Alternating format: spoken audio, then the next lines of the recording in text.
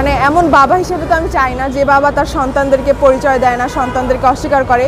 আমাকে সে পরকে আসক্ত হয়ে সে আমাকে আঙ্কেল ডাকতে বলে, যে নিজের মেয়েকে আঙ্কেল ডাকতে পারে সে আসলে বাবা হওয়ার যোগ্যতা রাখে না। সে এতদিন এই অপকর্ম করার পরেও সে কেন চাকরিতে এখন পর্যন্ত বহাল, এটাই আমাদের আসলে প্রশ্ন, এবং এটার বিচার পাওয়ার জন্যই আমরা এখানে আসছি, যেন আমরা একটা সুষ্ঠু বিচার পেতে পারি।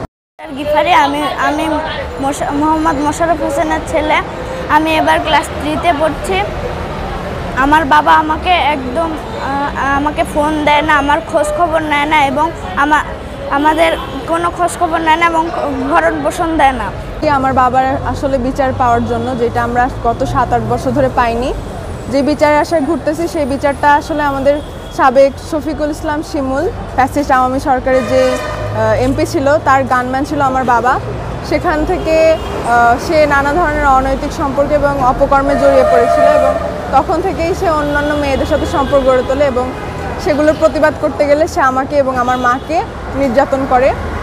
আজকে এখানে আমরা দাঁড়িয়েছি কারণ ফ্যাসিস্ট আওয়ামী লীগ সরকারের পতন হয়েছে, কিন্তু যারা আওয়ামী লীগের দোসর ছিল তাদের পতন হওয়া দরকার। এবং যেহেতু আমার বাবা একজন পুলিশের কনস্টেবল হয়ে কি সে সকল অপরাধ থেকে মানে পার পেয়ে যাবে এমন তো না। মানে ডিপার্টমেন্ট থেকে আমরা আসলেই ডিপার্টমেন্টে এরকম কোনো কনস্টেবলকে আমরা চাই না।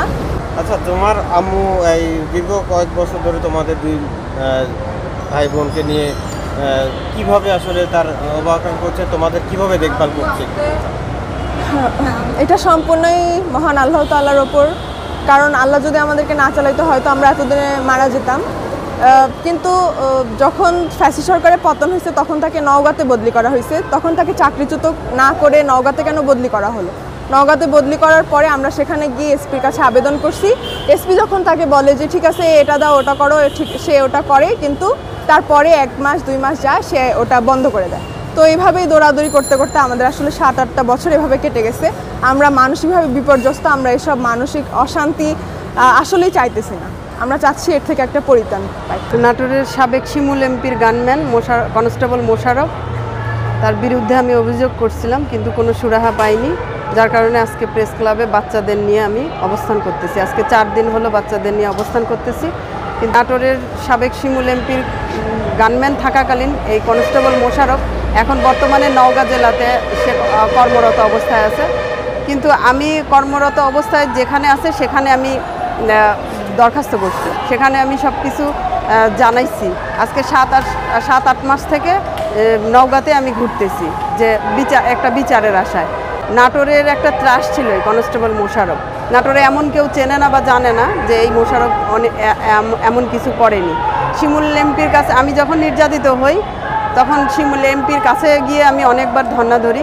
এসপি ওসি, নাটোরের এসপি ওসি কেউ সুরাহা করতে পারেনি, কারণ এমপির গানম্যান ছিল জন্য আমাদেরকে কেউ বিচার পাইয়ে দেয়নি।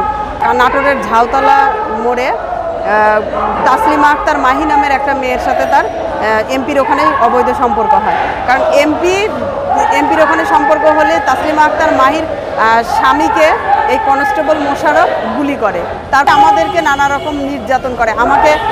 আমাকে মেরে 5 বার হাসপাতালে পাঠাইছে, আমার মেরে দাঁত ভেঙে দিছে, হাত ভেঙে দিছে। তার অবৈধ সম্পর্কের কথা আমি বারবার এমপিকে জানাইলে এমপি আমাকে কোনো সুরাহা দেয়নি।